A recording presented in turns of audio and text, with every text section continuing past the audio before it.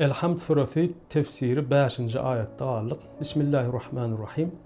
Elhamdülillahi Rabbil alemin. Errahmanirrahim. Maliki yevmiddin.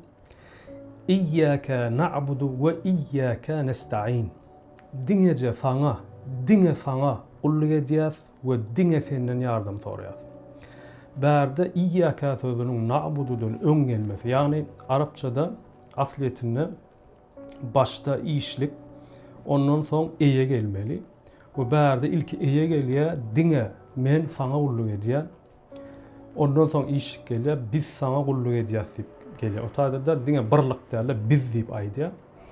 Onu birinci eyen gelip karşıdaki yani muhatabı Allah-u Teala dine sana kulluk ediyaz diýmesi şo taýdaky ihlasy görkezýär. Biram başga bütün sana şärik boljak hiç bir taňra inanamak, diňeje sana inanýar diýmek manyları bolýar. We diňe sana näme diýýär?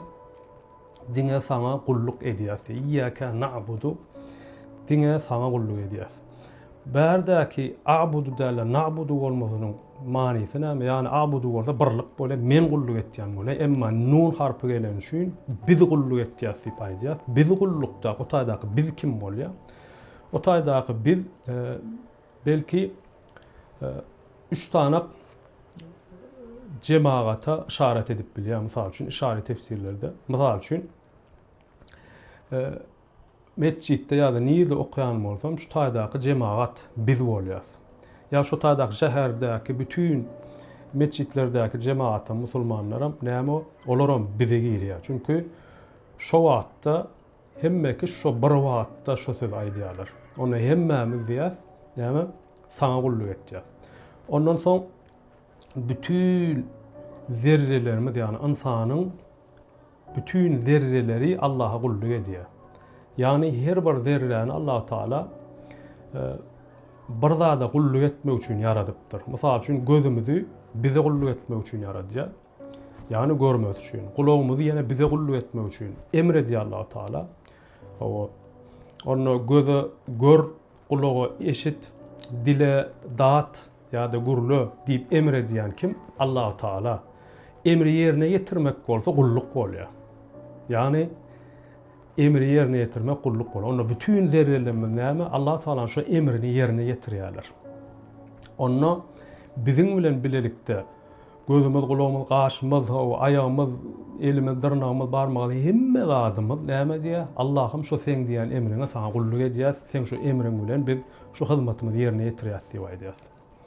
Biram bütün alemdäki barlyklaram, tebigatdaky bütün yaradylan zatlaram, otlar, haýwanlar, dağlar, deňizler, bulutlar, ýaşlar, ähli jesem näme diýär? Olaram kulluk edýärler.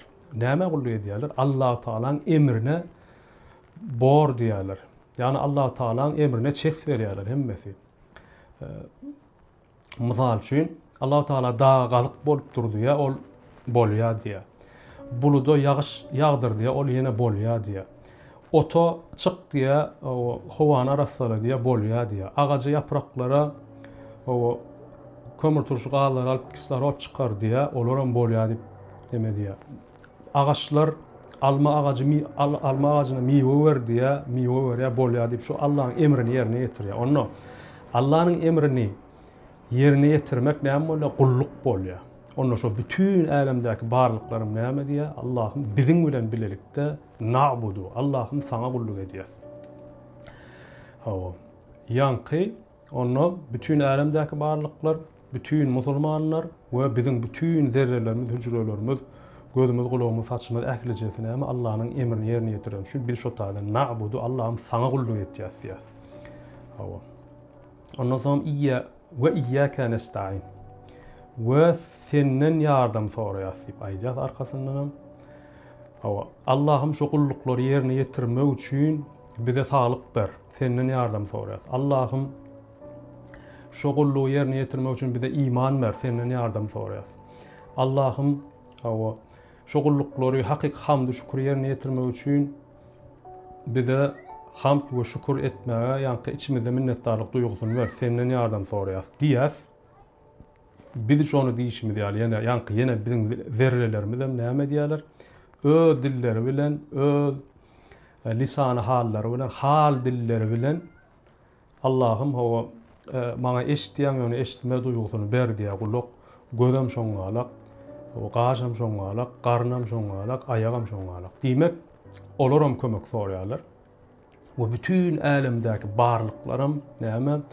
Otundan başlap haýwan eçenli we ýerden çykan 400 000 dürli irimişler bilen, otlar bilen we bütün gök cisimdäki bütün ýyldızlar eçen ählijesi şu Allah Taalanyň şu taýda dur, şu emrimi ýerine ýetir, emrini ýerine ýetiren üçin şonu ýerine ýetirmek üçin Allah'ım sen meni kayyum adyň bilen ayakda dudurarsyň, sen maňa gulluk etdirersiň diýip şo ýardam olar Allah Taala'dan soraýar we Allah Taala da näme diýär? Ýardam edýär.